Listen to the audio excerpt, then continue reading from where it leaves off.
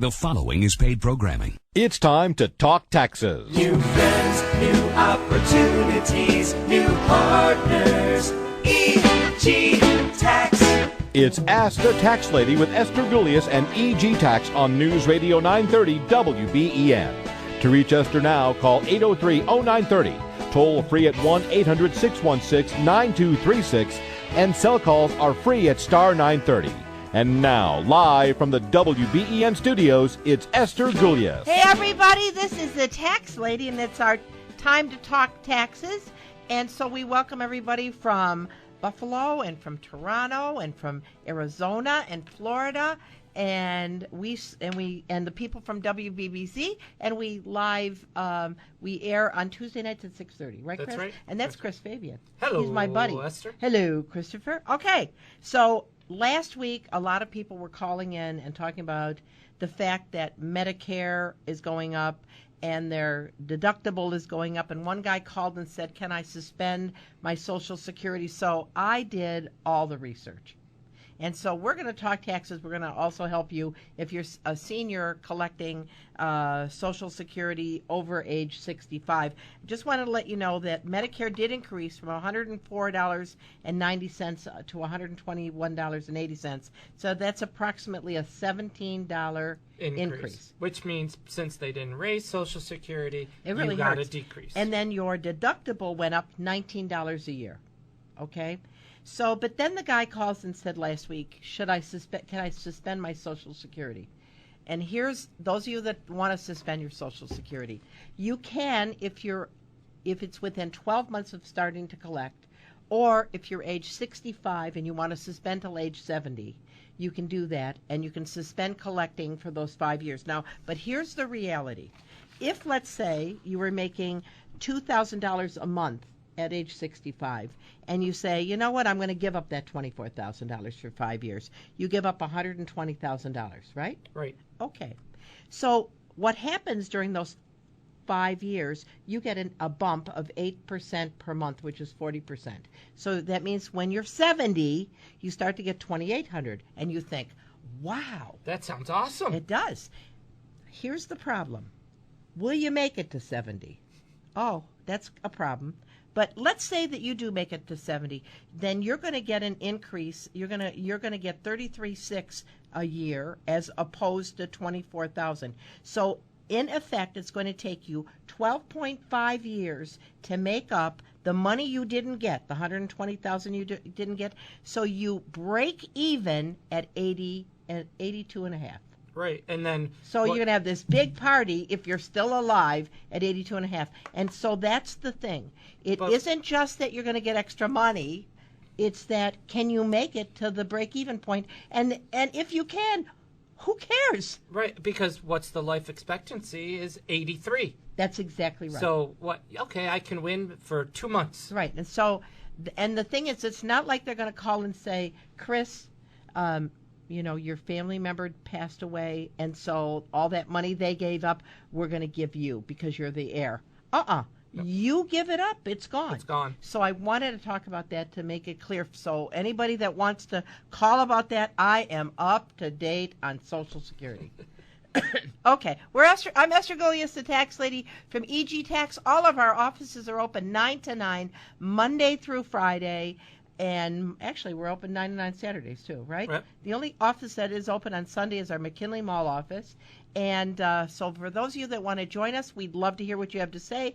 8030930, 8030930, star 930 on a cell phone. And I wanted to get that out before everybody called. But we have Gary from Tonawanda who's been holding. Hey, Gary, how can we help you? Good afternoon. Thanks for taking my call. My question was, do I need to fill anything out for line 61 and other taxes? Because they seem to be emphasizing it this year a little more than others. Okay, And, so the question is, did you have health insurance last year Yes. for at least 9 months? Yes, through my previous employer. All right, so as long as you had met minimum requirements, right, Chris? Right. For at least 9 months, in 9 months, and then you get an exception. Then there is not going to be any penalty, but you have to indicate that you have received your health insurance for for the full year, and you met minimum health insurance requirements. Well, I guess my question is, do I need to submit any paperwork, or do I just check? They know. That would be, you would think, if you have to prove you have health insurance, you would think there would be something you have to fill in, but there's not. You just because they know. I mean, they know. Because if depending where it's through, if it's through an employer, you'll get a 1095-C. If it's through the government, you'll get a 1095-B. If it's through the marketplace, you'll get a 1095-A. Okay. You should have sent that out by the 31st. Oh, correct? no. They have to March 15th to mail those out. But you don't have to wait to do your return if you know that you're under you had your health insurance covered for 12 months, you're good to go. Okay. Well, I appreciate that. All right. Thank you very much. Thanks, Gary. Bye-bye. I'm Esther Golias, the tax lady from EG Tax, 8030930, 8030930, star 930 on a cell phone. And if you're calling from out of the area, Toronto, Florida, Arizona, our toll-free number is 800-616-9236, 1-800-616-9236. And don't forget, if you like us on Facebook, and you'll get entered into a weekly drawing to win a free tax return. Exactly right. Okay. So for anybody that's interested in the Medicare aspect, give us a call. We wanted to talk about what to look for if you bought a house this year. So all the things that you may not know, especially if you're a do-it-yourselfer, you want to make sure that you pull out your settlement statement. Right, Chris? That's right, the HUD-1 form. That's right. Well, you know, it's interesting. Starting in September, the HUD-1 form has been replaced by a settlement statement. Oh, okay. Because they changed the way they do mortgages now. But the bottom line is, if you own a personal residence, not a rental property, a personal residence, there's only two things that are deductible on your as an itemized deduction on a personal residence. That would be your interest and your property taxes. That's right. Now, interest can be MIP, can be a secondary mortgage, can be points, right? Right. But it's interest and property taxes. And when you buy a house that was in existence before, then you reimburse the seller of the house for property taxes at closing. And the only place you find that is on the HUD-1/settlement report. Right, exactly right. So you want to make sure you do that. Okay, let's go to the phones, and we got people calling, and we're going to go to Mr. Bill. Hey, Mr. Bill, how can we help you? Hi, how are you? I'm good. Oh, I got you. I'm surprised. I listened to you talk about the break-even point with Social Security and so forth, and I understand that. My concern half the time is they change the rules all the time, and it's hard to keep up with what they do. But anyways, I'm 62. My wife is 55. I'm delaying Social Security, and my main reason is when she becomes 62, she'll have a small Social Security of about $800. If I wait to 70, mine will be over $3,000 a month. And my thought is, I'm doing it to protect her. Okay, so all right, but here's the thing, Bill. You have to look at what you're giving up. So for 5 years, you're giving up how much per month? Actually, 7 years. 7 years. How much are you giving up per month? I'd have to look at my records. Okay, but you see, the thing is, let's just for easy math, let's say it's $2,000. You're giving up $24,000 a year for 7 years. So you're giving up $168,000. Right. Okay. See, the thing is, maybe you're going to win that bet, but $168,000, it's not like if anything happened to you during that period of time, they're going to call your wife and say, hey, we're going to give you this money. You gave it up. It's gone. Right. So what you need to do is look at the numbers and put a pencil to it, because it isn't just about, I mean, let's face it, we all feel like we're going to be here forever and ever. But you know, when the jig is up, the jig is up. You know what I mean? So you really, I would like to think that I'm going to live to be 100. I'm planning on living to be 100. Poor Chris. I'm planning on 100. That's my. But but the truth is, the actuarial table says I'm going to be out of here about at 85. So you know, there's none of us got out any other way. But when the Lord calls us home, we're got out of here. And you have to look at that realistically. So put a pencil to it, okay, Mr. Bill? Okay, well, thank you very much. Thank you, sir. I'm Esther Golias, the tax lady from EG Tax. We're going to take a short break, and we'll be back in a minute.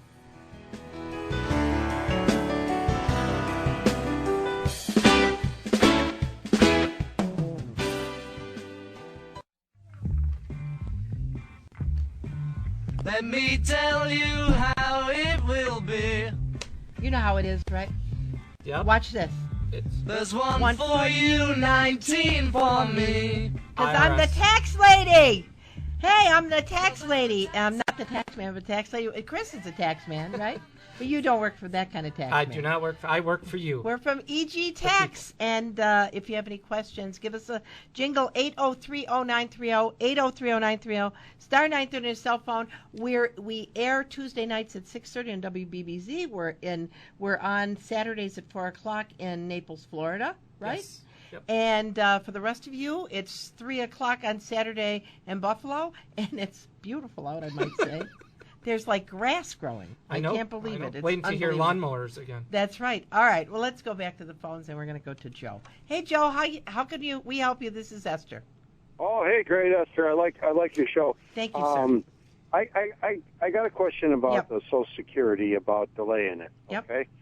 My wife and we're a few years away yet, but we're both around the same age. We both had good incomes, but I can't understand why all these financial guys, like the guys before you and all these guys that, advise you about stocks and that, tell you to wait. I just don't understand it, Well, I have to tell you, I don't understand. I mean, I don't understand it either. If here's the thing. None of us want to believe we're ever going to die. I hate to use the word, but it's the reality. And it was interesting because during the break, my wonderful video guy, Vito Taverna, says to me, well, I want to set up my wife. And I said, she's going to get half anyway, but you're giving up $168,000 to set her up. I mean, you may win when you're 82 or 83, because that's when you break even. But at 82 or 83, I don't think any of us are going to be taking too many trips around the world. It's maybe to pay for a nursing home. And quite frankly, at 82 or 83, you're trying to get rid of your assets so you can go on Medicaid, Yeah, So exactly. I don't know. I mean, and I'm not a negative person. I'm very positive. But one thing I do know is that the Grim Reaper is somewhere out there. Well, and then like you said, I mean, I want to be able to enjoy, hey, that's like, to me, that's and that's money. the other thing. I mean, now you're young. Now you want to travel. At 60, at 83, usually not so much. No. And then the thing is like between the two of us, I mean, they're going to pay us quite a bit of money. Sure, if we waited, we get more. But, I mean, like you said, that one gentleman there, 100 and something thousand over the course of a few years. I mean, somebody making $20,000, if you waited till 70, would make $33,600. So you say, wow, that's a lot. An extra $13,600, except you gave up $168,000 to get it. And the actuarial tables say you're probably only down here, if you're lucky, for another 13 years, and it's going to take 12 and a half to break even. So they'll all have a drink on you at your funeral. I just don't get it. Or one of you is going to probably pass away. Well, one would. I'm not a proponent of dying, but I always like to look what at are you things realistically. The thing is that's part of life. But you're right. One other question. Yes, sir. Esther. I see it. You talk about Florida and that. We're dabbling into buying a place down there. All right. Now, when I talk to people down there, I pick their brains. Okay. A lot of them tell me, my wife claims she lives in New York and our house in New York. I claim the Florida residency, so I get the homestead and all that. What's your opinion of all that? All right. So one in Florida. If there are two homesteads, one in New York and one in Florida, you can only get the homestead exemption if you relinquish the ability to get it on the secondary house. So you have to figure out where you're gonna work out, where it's gonna work out better. So if you buy an inexpensive condo down in Naples, let's say, and you got a house up here maybe worth $250,000, your STAR program might be better off here than the $50,000 exemption on inexpensive condo in Florida. You have to look at, and again, it has to be your intent to live there. The thing is in New York, you're not there. There's not too many places where the taxes are cheap. Well, So I was just wondering why. I see a lot of people doing that down there, and I just didn't know. Well, and again, they're relinquishing either, you know. They're relinquishing their tax exemption in New York. Then, if they're doing that. What about? Do you prepare people that like have dual residency? I certainly do. Do you find them benefiting by being down there versus in New York? Well, all right. I mean, not that New York has high taxes. But let's say that you're somebody with investments, all right? And let's say your investment portfolio is $10,000, all right? So New York doesn't give any break because whatever tax bracket you're in. So let's say you're paying 9% to New York State on your 10%. That's $900, right? Right. If you're in Florida, you don't pay any taxes. Yeah, exactly. So it's something to think about. Hey, one more question, Esther, before I go. How about as a senior down there, you know, as far as like doing income tax? Say you're on pension, your wife's got pension and Social Security and stuff like that. Do you benefit? Okay, well, again, if you're living in Florida, then the pension is tax-free. If you're living in Florida and you aren't earning any income in New York State, it's all tax-free. Yeah, all right? Yeah, but the federal's the same. But the federal's the same, correct. Okay. Thank you. Have a good day. Thank you, sir. Bye-bye. Bye-bye. I'm Esther Gilius, the tax lady from EG Tax. If you need the best tax help for the least fees, we hope you give us a try at EG Tax. We're open 9 to 9 Monday through Friday. Actually, 9 to 9 next Saturday, too. Correct, right? and the following one also. Right, and I think the president is calling me. Yes. See, he's calling. He's got a tax question. He probably does. When I watch these debates, I wish I was on the stage with them because they don't know what the heck they're talking about when it comes to taxes. Anyway, let's go back to the phones and we'll talk to Lynn. Hey, Lynn. Hi, Esther. How are you, dear? Good. Now I worked for a company for 10 years, and my last week of work turned out to be the first week of January 2015. Okay. So I only worked 1 week in 2015. Okay. The rest of the year I was off on disability. Okay. Now, I haven't received anything from my employer, my W-2 or anything. Can I use the last paycheck I have? All right. Technically, you can if you wait till February the 15th. Right, Chris? Right. So you can do a substitute. Yep, you can do your substitute W-2 then with the last pay stub because they have till tomorrow to get everything in the mail or if you're in the mailbox at work. But unfortunately, if they wait the extra week, the IRS isn't going to do anything at all. And then if you wait till February the 15th and do a substitute wage and tax statement, it takes longer to process it. So the truth is, if I were you, I'd call them and say, hey, this is Lynn. Where's my W-2? Okay. And they might have sent it to the wrong address or whatever. But give them a call on Monday. I'm sure they'll get it to you. But in the event that they don't, February the 15th, we can file a substitute wage and tax statement. Okay, another question. Then I kind of heard this. You were talking about this last week, but I didn't quite understand it. Something about would I then qualify for an earned income credit for making so little money last year? Are you under 65, Lynn? No, I'm not. I'm 66. Okay. So, there's always a catch in the tax law. So if you're between 25 and 65 and you don't have children and you make like less than $13,000, you could qualify for an earned income credit if you have wages. But you got to fall into those perimeters. So unfortunately, you wouldn't. Well, I just turned 66 in December. It goes by 11 out of 12 months last year. I was 65. It's like all or nothing at all. I mean, it's the way it is. Yep. It goes by the date. It goes by your year, how old you are on December 31st. Oh, I see. Sorry, okay. Lynn. So I can't get an earned income credit. No. Okay. Bye-bye. I just wanted to know. Thank you, Lynn. Bye-bye. I'm Esther Gilius from EG Tax, 8030930, 8030930. We have offices throughout Western New York. If you are in Canada, you're a U.S. citizen, or if you in Canada, or you have income in Canada, you want to make sure you do your FBAR, right? Right. So, and EG Tax does that. I've been doing tax returns for Americans in Canada, Canadians in the U.S. Very happy to help you. And for those who don't know what FBAR is, it's the FinCEN reporting. Yes, sin. But it's when you have over $10,000 of U.S. money in a foreign bank account. That's right. And we say Canada because we're only a stone's throw from Canada. Right. You can see Russia from here. I'm really kidding. Oh, no, that's Sarah Palin. All right, we're going to go back to the phones and we're going to go talk to Mark. Hey, Mark, how can we help you? Oh, me? Yes, sir. Oh, hi, great show. Thank you, sir. Hey, we took a IRA distribution last year. Okay. And we didn't need all of it, and we rolled it back over this year under the time limit. Is there any tax 60 days. implications this year? Okay.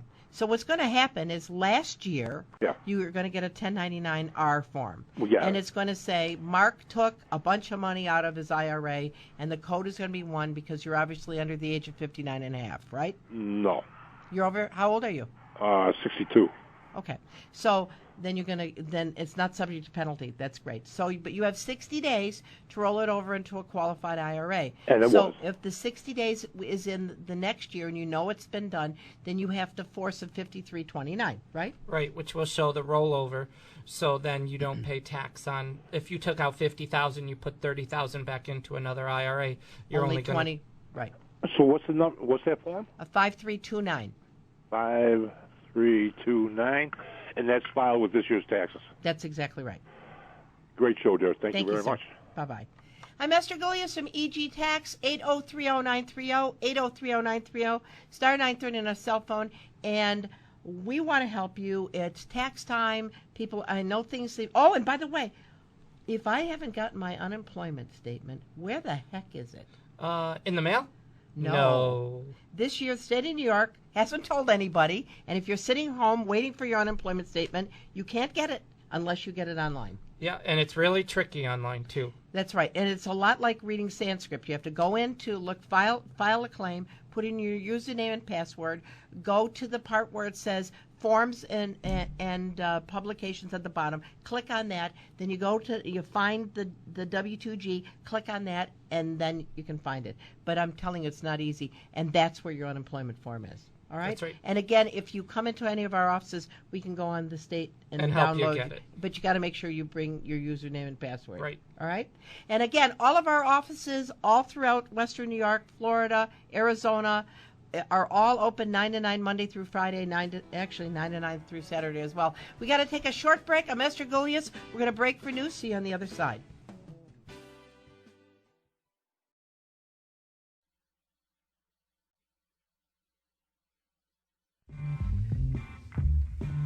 Let me tell you how it will be.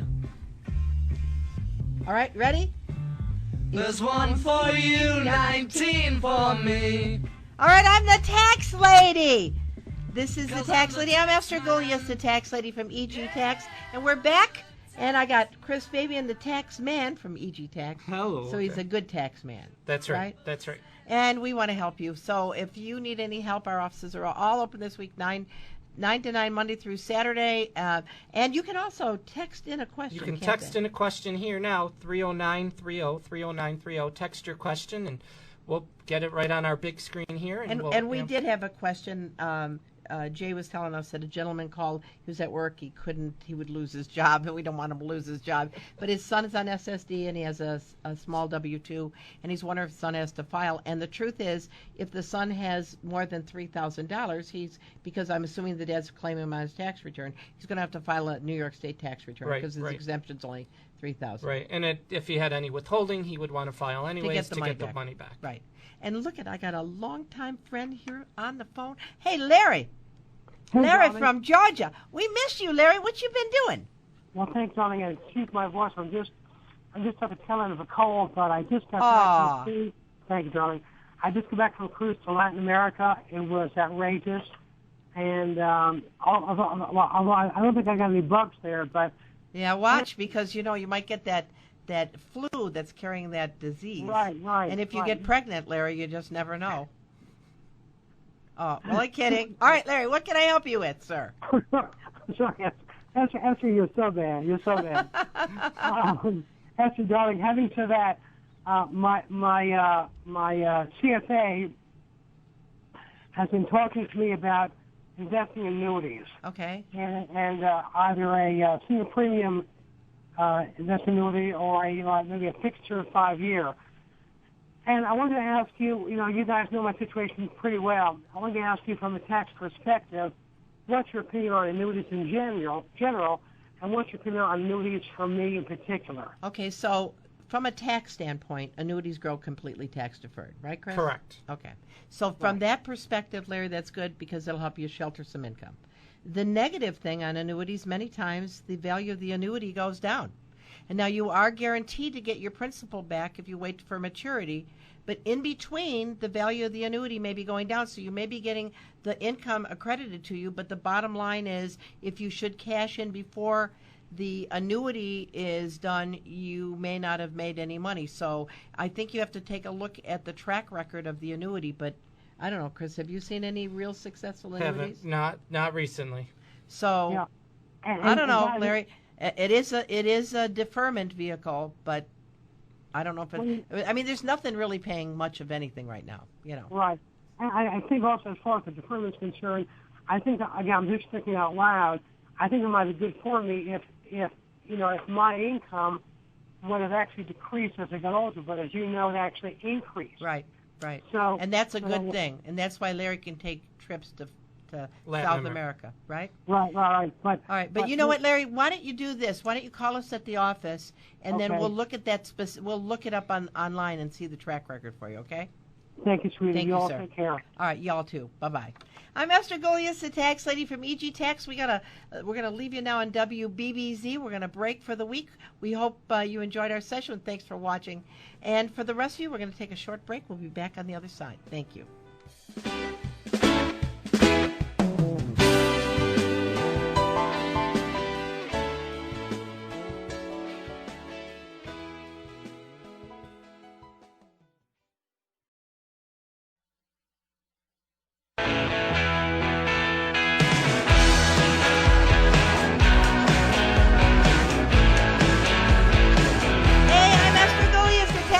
From EG Tax. We want to help you with your taxes, whether online or in the studio here. Give us a call, and I know that we have somebody texted us, right, Chris? Someone texted, said, can you explain a bit more about filing a 3-year-old with Social Security disability? We never got a form to file. Okay, so maybe you have to download it. I know Social Security just said they were sending stuff out. But if it's for the 3-year-old, it Doesn't doesn't matter. anybody's It doesn't go on return. anybody's Right. return. So that's good news and bad news. Bad news, you didn't get it yet. But good news is you don't need it to Right, do and your so you return. can probably go online and print it up too, but it doesn't go anywhere. Right. Doesn't go anywhere. So you don't have to worry, Mom and Dad. All right, let's go back to the phones. We're going to talk to Nancy. Hi, Nance. Hi, Esther. How are you, dear? Okay, how are you? I can't complain. Okay, great. Well, I had a question about Social Security retirement benefits. Now, you had said something about the wife only gets 1/2. Were you referring to spousal benefits or survivor's benefits? Oh no, I mean it's just that would be spousal. I just generally it's half of the husbands, but there's all kinds of survival benefits. There's disability benefits, or different kind of things. But what I meant was the spouse, even if it was a non-working spouse, will still get benefits from her working husband if he had the 40 quarters. Oh, okay. So once the husband starts to receive his Social Security retirement, the wife's also eligible? Provided based upon her age, yes. Right. Oh, okay. Okay, well, dear? That's good to know. Thank you very much. Thank you, Nancy. Okay. By the way, just want to let everybody know that they were posting today online the 10 most expensive health insurance states in the country to, number 10, number 9, number 8. I'm thinking New York. I number bet 7, number 4, number 3. I'm thinking, where's New York? Number 1 most expensive state for health insurance, New York. Yep. York. I was going to say, I bet you 99% of our listeners could have guessed New York. New York is the highest cost of health insurance. Right. So, and remember, I did a show this summer that for a nursing home is the same thing. Nursing homes, New York, are so expensive. And I did the research. A nursing home in New York State is like $127,000 a year, but a nursing home in Texas is $35,000. Yep. And I've told my children that if I really have to go to a nursing home, put me in Texas. I mean, just send me cards. because I do not want to spend my money on nursing homes. But anyway, that's just me. I'm a pragmatic person. Okay, let's go back to the phones, and we're going to talk to John. Hey, John. Hello, John. Hello. How you doing? Good, good. Listen, I'm an 82-year-old vet. Okay. I retired from the city of Buffalo, and I have Blue Cross and Blue Shield there. And I get all my health care through the VA. Yep. And that Medicare, Medicaid, whatever it is I pay through my Social Security is $104 a month. Yep. Do I really have to pay that? You do. Can I get out of that? You I do. don't need it. Isn't that a shame? You actually are paying $121.80 now. It went up. Yeah, that's what I but heard you say. just it's it's interesting. I said to my husband the other day, because they're projecting that it's going to go higher and higher and higher. Conceivably, if you look at this, seniors could be paying so much more in health insurance, their Medicare and Medicare Part B, that it's just going to keep eating up their benefits. It's going to be and more someday than it'll just be the Social Security just pays your medical insurance. But unfortunately, there's nothing you can do about it. John. Yeah, the only way around it is if you were still working. That's right. And your working was paying for your health insurance. Right. That's the only way around it. Well, what about the city pays for my Blue Cross and Blue Shield? You just, you just can't get out of it. Oh, that's a shame, because I know I talked to a lot of the vets. I said, maybe going to the VA, we don't need that Medicare, Medicaid, I know, but it isn't. When what happens when you turn over everything to the federal government, they come up with a law and some exceptions, and that's the way it is. Yeah, that's a shame, because there's John. a lot of guys who could use that extra I know a lot of seniors definitely could. Thank you, sir. Thank you. Bye-bye, sir. Bye-bye. Let's see, we're going to go to Jim. Hey, Jim in Jamestown, how are you? How can we help you? I'm great, thank you. My question, my son worked 4 months at a job full-time last year and had medical benefits. That job ended.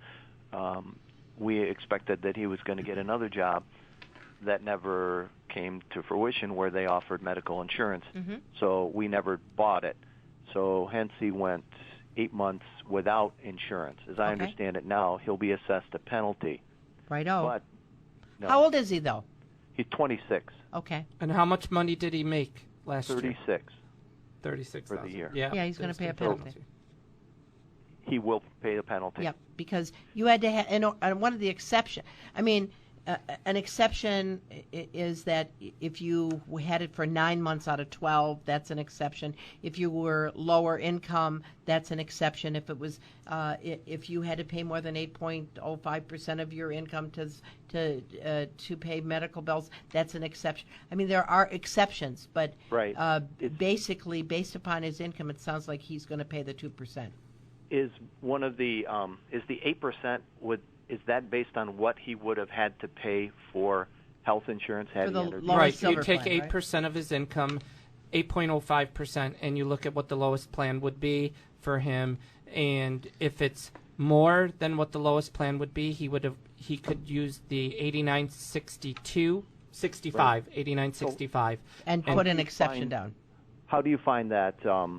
What the lowest price would be? If you want to give our office a call, or actually if you want to call our Lockport office, he has it at his fingertips. Call Tim at, oh my gosh, why can't I think of Lockport Well, now? just go to egtax.com, look under locations, look under Western New York, look under Lockport. Tell him Eliason, he's a New York State navigator, and he has at his fingertips the lowest, basically what the lowest premium payment's going to be based upon the silver plan. And so if your son's 3.05% is under that, then that's an exception to penalty. So it would be 36 times 8%? If he made 36, 36, yep. That would be like $2,200. Right. That's so if the insurance was more than that, then he's out from under. Right. Otherwise, it's a flat 2% times 36. Right. It's 2%. It's actually 2% of his taxable income, or $325, whichever is higher. Right. Oh, okay. All right. It's not a per month fee then. No. Okay. No. All right. Do you have a location in our area? The closest one we have is. Where is he from? Jamestown. Probably Fredonia. Yeah. Oh. Okay. But what you can do, Jim, is mail it in. We'll take it. We do thousands of returns over the internet, so we can do it that way. We say too. Do it in your pajamas, so you can. We have a pajama service, so you can actually go onto our website, click, fill out a form. We will. We can do FaceTime with you. Have all your stuff emailed to us, scanned, and you can sit there in Jamestown. We'll take care of you. Thank you very much for Thank your you, help. Jim. Bye-bye. Bye. And let's see, we're going to go back to Bob in Cheektowaga. Hey, Bob, how can we help you? Yeah, yes. I'm a little confused between an IRA distribution and an annuity. I have an IRA, but if I take it as an annuity, I think I'm taxed. You mean the investment inside the IRA isn't an annuity? Yes. Okay. Well, the truth is, once you put your annuity in an IRA, then it's going to be taxed as an IRA. Let me reverse that. I have an IRA, and I'm thinking of taking it as an annuity. And an IRA is an IRA. An IRA does not turn into an annuity. You can take the proceeds from your IRA and roll it over into an IRA that is an annuity. But that's almost like a double redundancy. It doesn't make any sense to me because the IRA is going to grow tax deferred, and so is an annuity. Now, if you just like the annuity vehicle to make money, remember, not all annuities perform very well.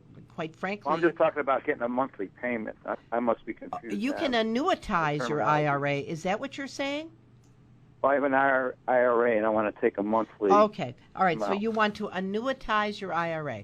That basically means that based upon the life expectancy, maybe 27 years, you want to start taking a systematic withdrawal. All you have to do is go to your IRA company and say, I want to start taking X amount of dollars out of my IRA every month, and you want to annuitize it, and they will let you do that. And it becomes just like any other annuity. Okay, so then it would be listed under 16. It would still be 16A. Okay. Because it's still an IRA, but you're taking it out on a monthly basis. Okay. Well, then what's a? I guess I'm confused between a regular annuity. What annuity would be on standby? An annuity itself is saying, I'm going to invest $50,000. Okay. I'm giving you $50,000, and you're telling me in 10 years it's going to be worth $70,000. We're going to guarantee, so only $20,000 would be taxable if it was worth that $70,000 in those 10 years.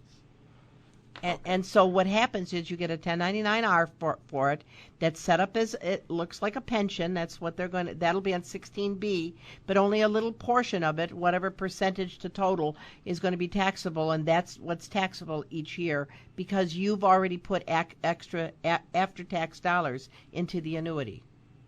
Okay, thank you for explaining that. All right, thank you, Bob. Yes, sir. We got another texter. We got a texter again. We got another texter. Love your show.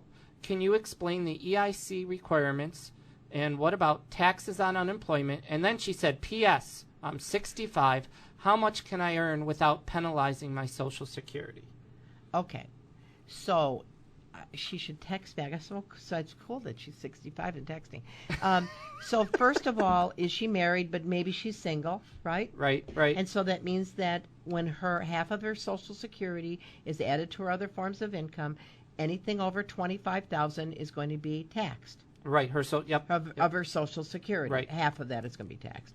And and the earned income credit is for people who are under the age of 65, who have either children that live in their home or between the ages of 25 and 65 who are working, like a working poorer person who has very low income, maybe $13,000 or less, and they have wages. So that would be where the federal government gives you, like in that situation with no children, up to $450 for the earned income credit. But the earned income credit for people with children, you can actually make like $52,000, $53,000 and have 3 children that are living with you and still get a small earned income credit. So it's basically the federal government It's like, have you seen on TV where they talk about reverse mortgages? Well, this is reverse income tax. You don't pay the government pays you. Right. It's a form of welfare. Right. And now if you were talking about if you're still working and collecting Social Security, that you can make like $14,300 before you have to start paying back $1 for every 2 until you reach age 66. 60 regular retirement age. So if you're 65 and you're working, you have to still watch how much you're making because you don't want to start having to pay back Social Security. So there's the taxability of Social Security, then there's the limit on how much you can make if you're under normal retirement age collecting Social Security because you might have to pay it back. So there's like apples and oranges, but they sound the same. Right. All right. Okay. Let's see. What else? That's it. That's that for that. I wanted to also, before I get to Joe, talk about other things. If you were a brand new homeowner this year, the energy conservation credit is still in effect. You can only have taken up to $500 in credits lifetime on your house. Correct? Right. Right. But the energy conservation items like solar and geothermal, that isn't limited, and there's federal and state credits. It's 30% of the cost for solar on the federal, and 25% of the adjusted basis up to $5,000 on New York State, and that can be carried forward 5 years. So if you wanted to put in a geothermal system in your house, that's not limited to $500. No. Right? Not at all. All right, let's go quickly to Mr. Joe. Hi, Joe. How can we help you? Hello. The last time my wife and I filed was about 5 or 6 years ago. We're both independently on Social Security disability, and my corporation filed bankruptcy, so my pension went from $900 to $100 a month. Oh. But my question is this. We're doing okay because we ran an efficient home, home paid for everything else. But a couple weeks ago, my wife heard something under the fact, like our Social Securities, we both pay for independent health yearly. And we have the A, B, C, D, and we were wondering, because she thought she heard that we could file and maybe get some kind of money back because we're paying to a private group for our, for our Medicare. No, Joe. There's just nothing for that. Now, there is a refundable health credit if you're somebody that has lower income that had a subsidy, but once you're 65, you have to go on Medicare, and that's the law. But if you were somebody under age 65 who was paying in for their health insurance and you were eligible for a subsidy and you were paying for your own health insurance and you didn't get the subsidy, there is a premium tax credit where the federal government will give you the money back for the health insurance you paid where you should have gotten a subsidy. But that's the only refundable health credit that's available. Well, thank you very much for All right, clarifying Joseph. that. Bye-bye, sir. Bye-bye. So, I mean, with health, it's really something. So there's Medicare, Medicaid, people paying in, and the essential plan. I mean, there's so many different options, right? And so many headaches. And your tax return has to reflect. If you're somebody that's on Medicaid, then you don't have to worry about paying the penalty. But if you're somebody that's getting a subsidy, in other words, it's all not paid by the federal government, then your tax return reflects what you had said to your navigator when you signed up. This is what I thought my income was going to be. Then they gave you a subsidy. And at this time of year, this is where the rubber meets the road. What you put on your tax return, if you had gotten too big of a subsidy, you end up paying it back. Right. And don't forget, tomorrow, and God bless the navigators for this, tomorrow is the last day to get insurance through the marketplace unless you have a life-altering event. Right, so January 31st is the last day to sign up to get health insurance through the marketplace. That's right. So. But in the meantime, this should be the beginning of really strong filing. If you need help, all of our offices are open 9 to 9, Monday through Saturday. You can email us through our website at egtax.com. We're always happy to help you. And until next week, I'm Esther Gulias from EG Tax. This is Christopher Fabian. My number 1 sidekick, and we want to help you. And don't just sit there and guess. Guessing is the worst thing you can do with your taxes. I mean, you can hear when we're talking to people, it is really complicated. I mean, it's like if it rains on Tuesday, you might get a tax credit on Thursday. That's how the tax code is written, and we want to help you. And it'd be a terrible thing for you to overpay your taxes or to give up on some type of deduction or credit that you're entitled to. You work hard for your money. Keep it in your pocket. You work hard for your money, right? That's right. That's why we do taxes. That's right. I'm Esther Gulius, the tax lady from EG Tax. Until next Saturday, Christopher Fabian, Esther Gulius will see you. Bye-bye.